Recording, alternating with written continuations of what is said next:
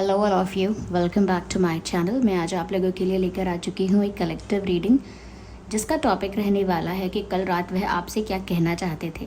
यानी कि आपके पर्सन अगर कल रात आपके बारे में सोच रहे थे तो क्या आपसे बोलना चाहते थे, क्या आपसे कहना चाहते थे, हम ये जानने की कोशिश करेंगे। रीडिंग जनरल है, कलेक्टिव है, तो हो सकता है कि आपकी सिचुएशन के साथ रेजोनेट करे एक्यूरेटली या ना करे।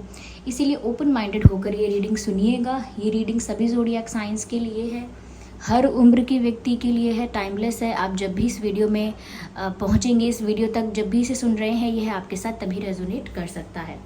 ओके, लेकिन फिर भी ज़बरदस्ती अपने आप को रीडिंग में फिट इन करने की कोशिश मत कीजिएगा। जितना आपके साथ रेजोनेट होता है, आपके सिचुएशन के साथ रेजोनेट होता है, उतना ही एक्सेप्ट कीजिएगा। लेट्स सी कि कल रात वे आपसे क्या कहना चाह रहे थे।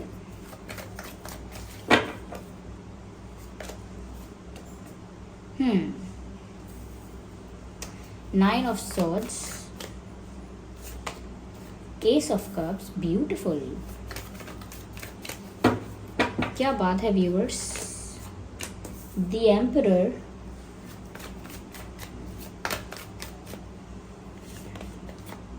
Five of Wands, interesting.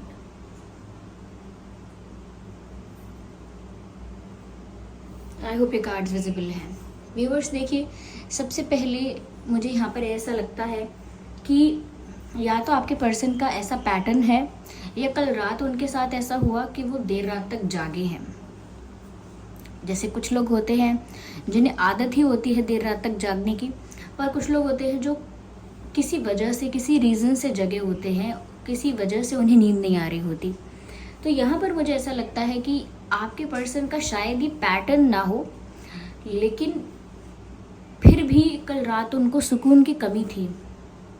They were feeling anxious, और ऐसा लगता है जैसे कल रात वो देर रात तक जागते रहे कुछ सोचते सोचते। ऐसा नहीं है कि देर रात तक जाग रहे हैं तो एंटरटेनमेंट कर रहे हैं, कि वीडियो देख रहे हैं, मूवी देख रहे हैं, गाने सुन रहे हैं, ऐसा नहीं। ये देर रात तक जाग रहे थे किसी चीज़ के बारे में चिंतन करते हुए, डीप थिंकिंग कर रहे थे। और ये थिंकिंग बहुत ऐसी नहीं थी कि बहुत रोमांटिक है, बहुत लविंग है। ये थिंकिंग भी बहुत इंटेंस थी। इन्हें किसी चीज़ की चिंता भी है, किसी चीज़ की तड़प है, किसी चीज़ के बिना इनकम्प्लीट फील कर रहे हैं, ऐसा भी लग रहा था। तो दोनों चीज़ें यहाँ पर हैं, मतलब मिक्स्ड फीलिंग्स हैं। लेकिन ज़्यादातर ये जो प्यार और रोमांस और ये अट्रैक्शन जो भी यहाँ दिखाया जा रहा है या जो भी दिख रहा है, वो कल रात ज़्यादा ही स्ट्रेस के लेवल पे था, ज़्यादा ही ओवर थिंकिंग के लेवल तक चला गया था। तो नो डाउट कि कल देर रात तक ये इंसान जागते रहे और ये परेशान होते रहे। पॉसिबल है कि इनकी तबीयत भी इन्हें ठीक नहीं लग रही होगी, तो उस वजह से भी ये एंग्शियस फील कर रहे हैं। और साथ ही साथ यहाँ पर ऐसा लगता है व्यूअर्स, जैसे इनके मन में बहुत कुछ है जो इन्होंने आपसे कभी कहा ही नहीं, और अब इनको रिग्रेट भी होता है कि बोला क्यों नहीं। वक्त था, मोमेंट था, राइट टाइम था, बोला क्यों नहीं। तो कहीं ना कहीं एक रिग्रेट भी है अंदर ही अंदर। But at the same time I can see कि कल रात कुछ कहना भी चाह रहे थे। जैसे कल रात अगर आप इनके पास होते, या कल रात अगर आपकी इनसे फ़ोन पर बात हो जाती, या कल रात अगर आप इनसे मिल लिए होते, मतलब एक एग्जाम्पल है, तो हो सकता है ये भावनाओं में बह के, इमोशंस में बह के, चाहे गुस्से वाला इमोशन हो, चाहे फ्रस्ट्रेशन वाला, चाहे थोड़ा सेंटिमेंटल होने वाला, लेकिन ये भावनाओं में बह के या हंसी में, मजाक में सब कुछ कहे जाते। देखिए, हंसी में, मजाक में, दुख में, सुख में और गुस्से में, ये सारे इमोशंस ही तो होते हैं। इन इमोशंस में भी हमारे भाव प्रकट हो जाते हैं, हमारे इमोशंस रिलीज़ हो जाते हैं। नहीं तो लोगों को लगता है सिर्फ रो कर ही हम अपने इमोशंस को बयां करते हैं। कई लोगों का अलग अलग होता है। तो यहाँ पर अगर कल रात आप इनसे टकरा जाते या इनके पास होते, तो ज़रूर ये आपसे बहुत कुछ कह देते जो इन्होंने नहीं कहा।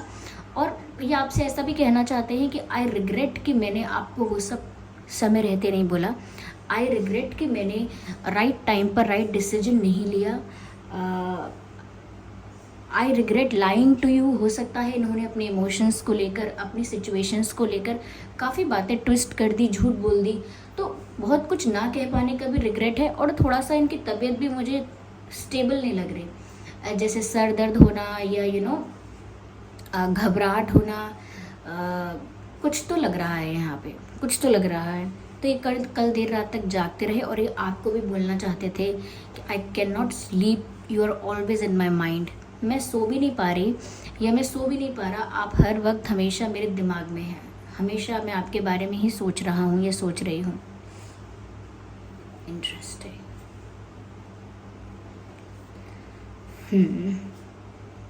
ऐसा लगता है अपने इमोशंस शो भी नहीं करना चाह रहे लेकिन करना भी चाह रहे हैं। लाइक आपको पता तो चले लेकिन ये आपको फेस ना करें, आपको किसी थर्ड पर्सन से, कहीं से, अपने आप कुछ प्रूफ देकर, एक रियलाइजेशन से, पर कैसे भी आपको पता चल जाए, लेकिन ये फेस टू फेस आके आपको कन्फेस करें, इसमें इनको बहुत रिस्क, बहुत करेज लगेगा, बहुत रिस्क है और बहुत करेजियस टास्क लगता है इनको ये।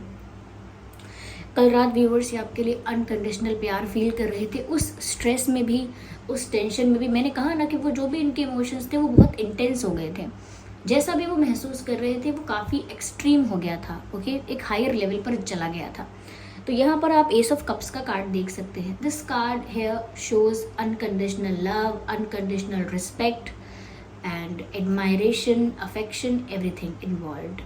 ऐसा लगता है कि व्यूअर्स कल रात ये इंसान आपको बहुत एडमायर कर रहे थे अपने ही मन में। देखिए, प्यार करने वालों के लिए या जो लव रीडिंग होती है उसमें मोस्ट ऑफ द चीज़ें जो होती है ना, दिल की, मन की, भावनाओं की, ये होती हैं।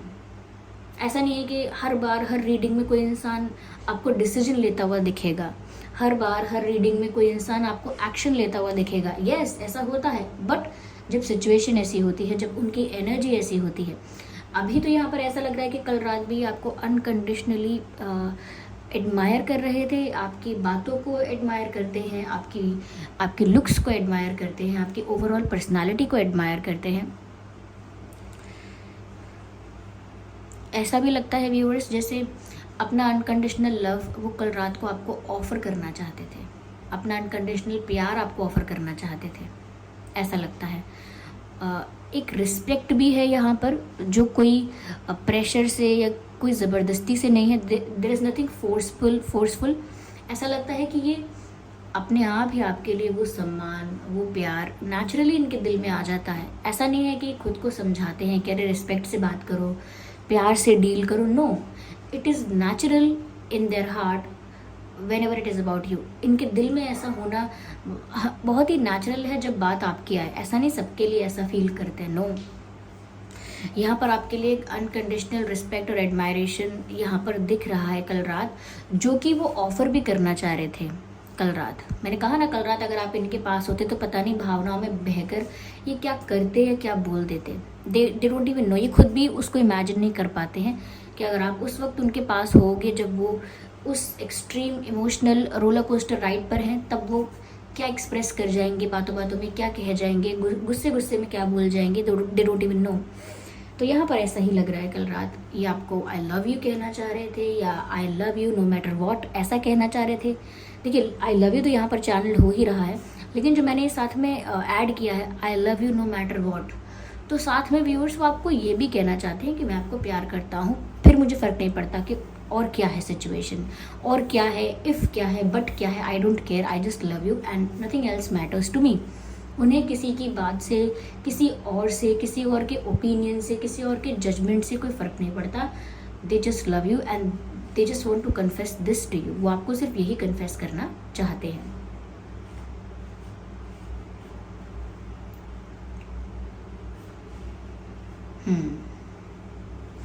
तो अनकंडीशनल प्यार भी कल रात इनके अंदर आपके लिए दिख रहा है। ये इंसान इमोशनल तो है व्यूअर्स, लेकिन ये सीक्रेटली इमोशनल है।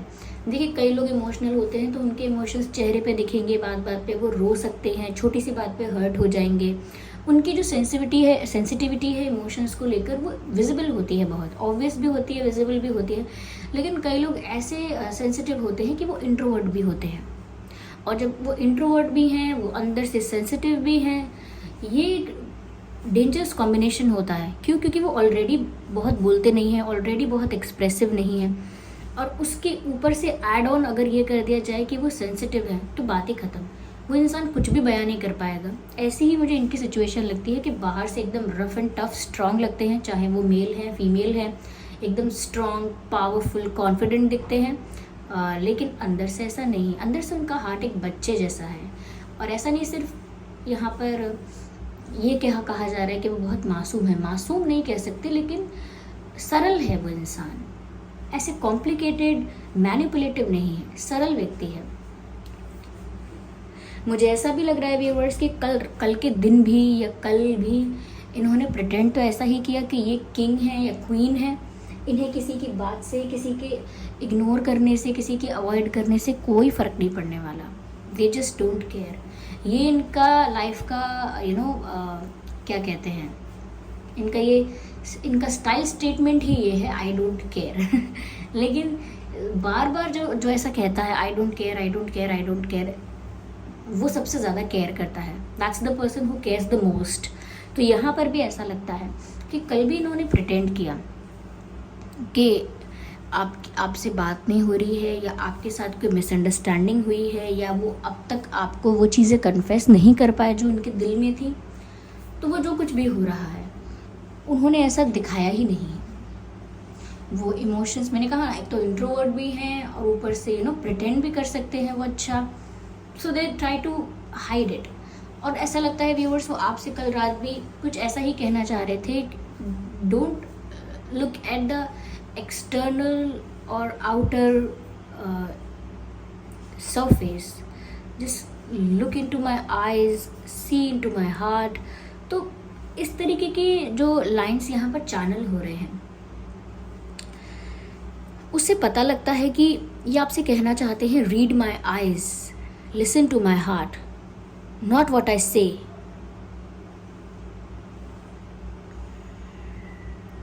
Something that I feel.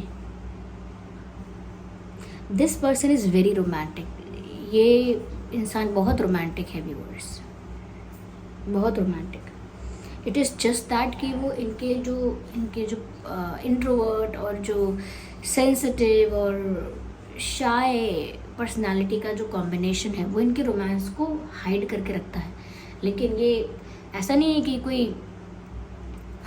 जैसे मूवीज़ होती है ना, फाइट वाली मूवीज़ होती हैं, वॉर मूवीज़, फाइट सीन्स होते हैं, ये वो इंसान नहीं है। ये वो इंसान है जो रोमांटिक मूवी होती है, जो केमिस्ट्री वाली मूवी होती है, प्यार विद फुल ऑफ केमिस्ट्री। तो ये वो इंसान है। It is just that they are capable of hiding it smartly. यहाँ पर ऐसा भी लगता है व्यूअर्स आप लोगों के बीच एज गैप हो सकता है, और ये ऐसा बिहेव करते हैं या करती हैं कि जैसे ये बहुत मैच्योर हैं और बहुत समझदार हैं, बिहेव करते हैं ऐसा। ज़रूरी नहीं है ज़रूरी नहीं है कि नहीं है, पर दिखाएंगे तो ऐसा ही कि मैं मैच्योर हूँ और मैं सिचुएशन को अच्छे से हैंडल करना जानता हूँ या जानती हूँ। कल रात भी व्यूअर्स ये आपसे ये कहना चाह रहे थे शायद दैट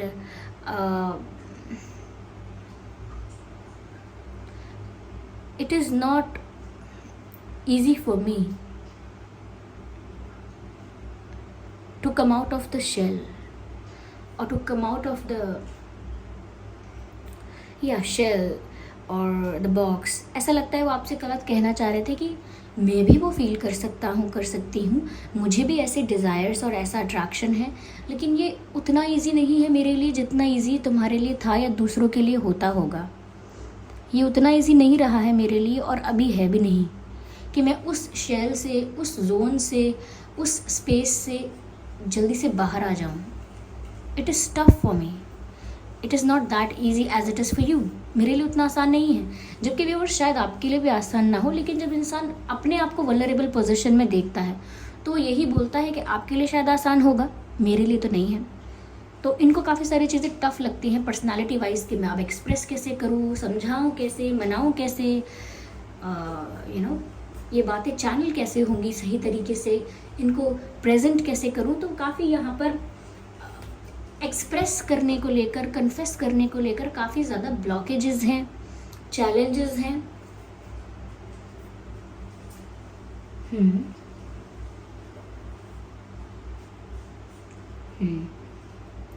यहाँ पर ऐसा भी लगता है व्यूअर्स दे कैन सी और they can feel the competition around them. वो उस कंपटीशन को फील कर सकते हैं, या वो देख सकते हैं कि व्यूअर्स ऐसा नहीं है कि आपके पास कोई ऑप्शन नहीं है, राइट? ये देख सकते हैं कि आपके पास भी ऑप्शंस हैं। अगर आप कल को किसी और को डेट करना चाहेंगे, किसी और को कंसिडर करना चाहेंगे, किसी और को एक चांस देना चाहेंगे, तो आपके पास सच में ऑप्शंस हैं। और वो ये भी जानते हैं कि बहुत लोग इंतज़ार कर रहे हैं या बिल्कुल रेडी हैं कि कब आपका और इनका डिफरेंस ज़्यादा हो जाए, या कब आपके और इनके बीच सेपरेशन या ज़्यादा डिस्टेंस आ जाए, बिल्कुल आप लोग मूव ऑन कर लो। तो काफ़ी लोग हैं जो आपको अप्रोच करेंगे। ये जानते हैं कि आपकी पर्सनालिटी ऐसी है, आप हो ऐसे कि आपके पास हमेशा ऑप्शंस रहेंगे। तो वो थोड़ा उस चीज़ से भी थोड़ा जेलस या इनसिक्योर हो जाते हैं कि ये क्या है, ये इनके पास इतने ऑप्शंस हैं, इतना अटेंशन मिलता है हमेशा इनको, कि पता नहीं हम ये चीज़ मेंटेन कर पाएँ या ना, प्रोटेक्ट कर पाएँ या नहीं, क्योंकि दूसरे लोग हमेशा इंटरफेयर करेंगे। कोई दूसरा इनसे बेटर आपको इम्प्रेस करने की कोशिश करेगा, कोई इनसे बेटर आपको ट्रीट करने की कोशिश करेगा। तो ये थोड़ा उस चीज़ को लेकर भी इनसिक्योर हो जाते हैं, और इनको ऐसा लगता है कि इस कनेक्शन में आउटसाइड इंटरफेरेंस की वजह से बातें बिगड़ सकती हैं, क्योंकि सबसे पहले वो इतने एक्सप्रेसिव नहीं है, और उसके बीच में अगर कोई भी अपना अपना प्लानिंग, अपना दिमाग लगाएगा, तो फिर आप लोगों को दूर भी कर सकता है। तो उन्हें वो सोचकर भी डर लगता है, अच्छा नहीं लगता, और वो थोड़ा सा जेलस फील करते हैं कि कोई और आपके पास क्यों आए, नहीं आए, या कोई और आप में इतना इंटरेस्ट ना दिखाए, तो थोड़ा जेलस हो जाते हैं। वो जानते हैं कि बहुत सारे लोग हैं जो नहीं चाहते कि आप लोगों का यूनियन हो। अब चाहे वो लोग इनकी लाइफ से हैं, चाहे वो लोग आपकी लाइफ से हैं, इनकी लाइफ में भी कोई अगर फैमिली, कोई फ्रेंड सर्कल, कोई थर्ड पार्टी ऐसे हैं जो नहीं चाहते कि आप दोनों साथ में हो, तो इनको पता है कि काफ़ी लोग जेलस हैं। इंटरेस्टिंग। चलिए देखते हैं और क्या कहना चाह रहे थे कल रात को ये आपसे।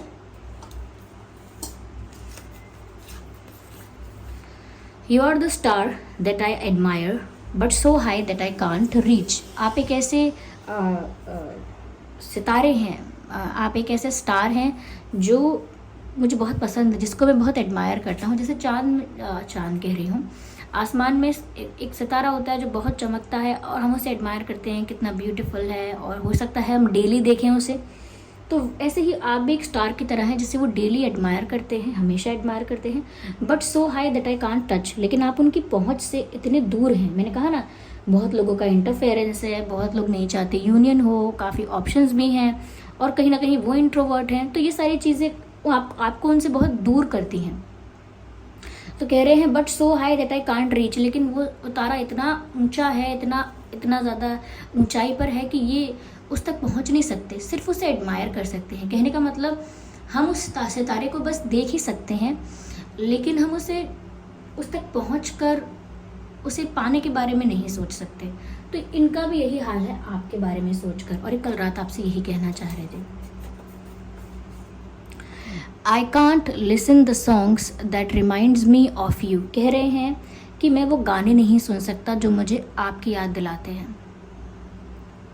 मैं वो सॉन्ग्स, वो म्यूज़िक नहीं सुन पाता। हो सकता है व्यूअर्स कुछ ऐसे सॉन्ग्स हैं जिनको वो सुनते हैं तो वो आप लोगों की स्टोरी से रिलेटेबल लगते हैं, या हो सकता है कुछ ऐसे सॉन्ग्स हैं जो आपने उनको डेडिकेट किए, उन्होंने आपको, कि या आपके फेवरेट हैं, उनके फेवरेट हैं, या वो आपके लिए फील करके सुनते हैं वो गाने।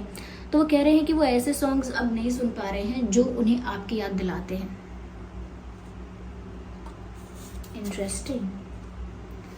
Your wishes have been heard, don't change the energy. तो व्यूअर्स, अगर आपने कुछ मैनिफेस्ट किया था, कुछ प्रे किया था, तो यहाँ पर डिवाइन मैसेज आपके लिए आया है कि वो आपकी जो इच्छा है, विश है, वो यूनिवर्स तक पहुँच गई है। अब उसी एनर्जी में, उसी पॉजिटिव ऑप्टिमिस्टिक एनर्जी में रहिए, वो इच्छा आपकी जल्द पूरी होगी। ये कार्ड बीच में ही आ गया है रीडिंग के, आपको डिवाइन मैसेज मिला है कि आपने कुछ प्रे किया है, वो पूरा होने वाला है। बस अपनी एनर्जी को चेंज मत कीजिएगा, उसी एनर्जी में रहिएगा, यानी कि positive optimistic. Okay, let's see the last message from your person. My days with you were the best days of my life. That's beautiful. My days with you were the best days of my life का मतलब है कि जो वक्त, जो दिन उन्होंने आपके साथ बिताए हैं, उन्हें ऐसा लगता है कि वो उनकी ज़िंदगी के सबसे खूबसूरत पल हैं। या वो उस हर एक मोमेंट को चेरिश करेंगे लाइफ टाइम जो उन्होंने आपके साथ स्पेंड किया है. Beautiful. This person is very romantic. It is just that this person is not expressive.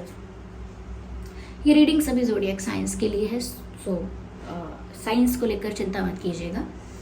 तो व्यूअर्स, ये थी रीडिंग. आई होप ये रीडिंग आपके लिए हेल्पफुल और रिलेटेबल रही है. अगर इस रीडिंग ने आपको थोड़ा बहुत भी गाइड किया है, हेल्प किया है, तो वीडियो को लाइक करें, कमेंट करके बताएं और सब्सक्राइब करें ड्रीम टैरो चैनल को. ओके.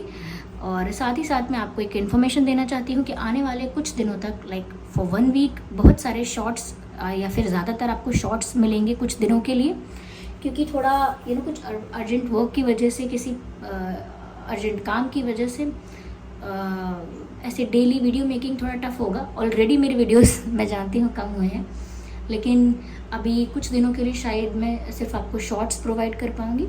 ओके. तो